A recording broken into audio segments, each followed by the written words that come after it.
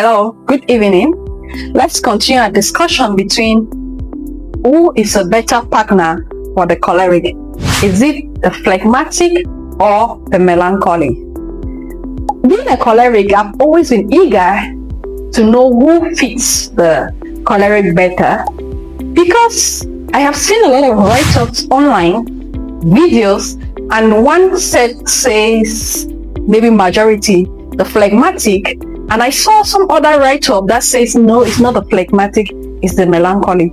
And this has kept me working or reading and researching myself to be able to find out who flows easier with the choleric. And my conclusion, though it's not the popular view, is that the melancholy is a better match for the choleric. Let me bring forth my point. The melancholy, like the choleric, is task oriented, so they all are about work, tasks, than people. So if the choleric is going with the phleg will think that the melancholy is, or the choleric is so inhuman because they really are not focused on people but on work. However, the melancholy will see whatever the choleric is doing in terms of tasks just okay for them, because they also are task oriented, not people oriented.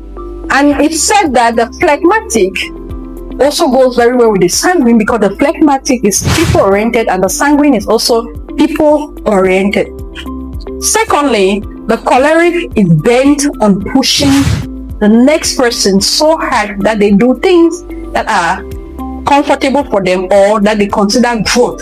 But remember, somebody said phlegmatics go around life making sure they use the least energy possible. That means that they don't want to do too much. So just the activities, the too much plans, budget, project of the choleric can make the phlegmatic very sick and tired. But the males somehow, they also want to do much. They have a lot of plans and ideas in their head. They just are still planning to implement. So they see what the choleric is doing as very good, but the phleg will see what the choleric is doing as too much, too ambitious. In fact, they get tired by just hearing the plans of the choleric. Thirdly, the phlegmatic is so stubborn that the choleric is unable to push them. They will not talk.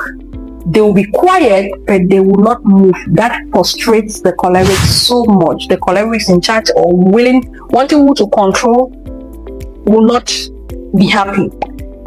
And the melancholy, generally, though they complain, but they are more flexible about doing things that others think is good for them. So sometimes the male will rather take advice on their personal growth. If you tell them, okay, this and that. Being a choleric, I have had to mentor quite more melancholy who have followed the instruction than the phlegs. The phlegs will, this is how I want my life and I want it that way. So that frustrates the choleric so much that they are unable to get the phlegmatic moving.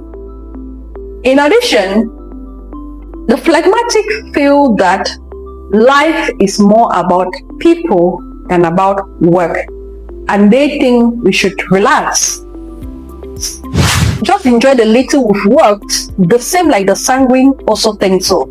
However, the melancholy is always busy economizing the money to invest, and the cholerics, they also like investment, so they will be able to plan, economize, and do all the investment that is possible. And one person will not feel cheated by another who is always investing.